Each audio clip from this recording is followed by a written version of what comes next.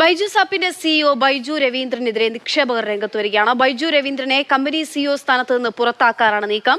ഓൺലൈനായി ചേർന്ന യോഗത്തിലാണ് നിക്ഷേപകർ ആവശ്യമുന്നയിച്ചത്. അല്പസമയത്തിനകം യോഗത്തിന്റെ തീരുമാനം പുറത്തുവരും. വിനയ് ഉണ്ണി വിവരങ്ങൾ നൽകും. വിനയ്, നിക്ഷേപകരാകെയും പെട്ടൊരവസ്ഥയിൽ തന്നെയാണുള്ളത്. ഇപ്പോൾ അവർ എന്തൊക്കെ ആവശ്യങ്ങളാണ് മുന്നോട്ട് വെക്കുന്നത്? അക്ഷയ, ഇന്ന് രാവിലെ 9 മണിയോട് കൂടിയാണ് ബൈജൂസിന്റെ എക്സ്ട്രാ ഓർഡിനറി ജനറൽ മീറ്റിംഗ് ഓൺലൈനായി ആരംഭിച്ചത്. ഈ ഓൺലൈനായി യോഗം ആരംഭിച്ചതിന് തൊട്ട് പിന്നാലെ ഈ മീറ്റിംഗിനെതിരെ വലിയ രീതിയിൽ സൈബർ ആക്രമണം നടന്നിരുന്നു. കൃത്യമായി ഈ ഷെയർ ഹോൾഡേഴ്സ് മാത്രമായിരുന്നു യോഗത്തിൽ പങ്കെടുക്കേണ്ടിരുന്നത്. പക്ഷേ ഇതിന് പിന്നാലെ ബൈജൂസ് ആപ്പിന്റെ അതന്നെ കമ്പനിയുടെ തന്നെ വിവിധ ജീവനക്കാർ ഈ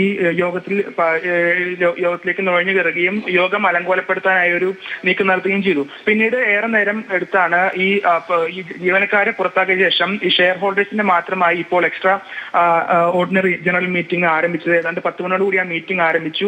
ഈ യോഗത്തിലാണ് ഇതിലെ 6 നിക്ഷേപകർ ബൈജു രവീന്ദ്രനെ ഈ സിഇഒ സ്ഥാനത്ത് നിന്ന് പുറത്താക്കണമെന്ന് ആവശ്യപ്പെട്ടിരിക്കുന്നത്.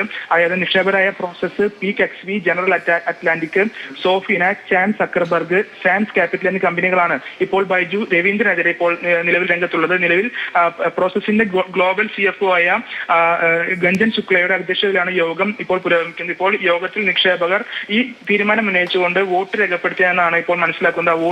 വോട്ട് എണ്ണുന്ന ഘട്ടത്തിലേക്ക് ഇപ്പോൾ കടന്നിരിക്കുകയാണ്. സ്വതന്ത്ര പരിശോധന നേതൃത്വത്തിലാണ് ഇപ്പോൾ ആ വോട്ട് എണ്ണുന്നത്. ആ തീരുമാനം പുറത്തുവരുന്നതോടുകൂടി ബൈജു രവീന്ദ്രനെ ബൈജൂസിന്റെ സിഇഒ സ്ഥാനത്ത് നിന്ന് പുറത്താക്കുന്ന തീരുമാനം നിക്ഷേപകർ എടുക്കുമെന്നുള്ള നിക്ഷേപകരുടെ അസാധാരണ യോഗമാണ് ഇന്ന് ചേർന്ന. യോഗത്തിലാണ് സിഇഒ സ്ഥാനത്ത് നിന്ന് ബൈജുവിനെ നീക്കണമെന്നുള്ള ആവശ്യം 6 നിക്ഷേപകർ മുന്നോട്ട് വെച്ചിരിക്കുന്നത്. വിനയ് വിവരങ്ങൾ നൽകിയത്.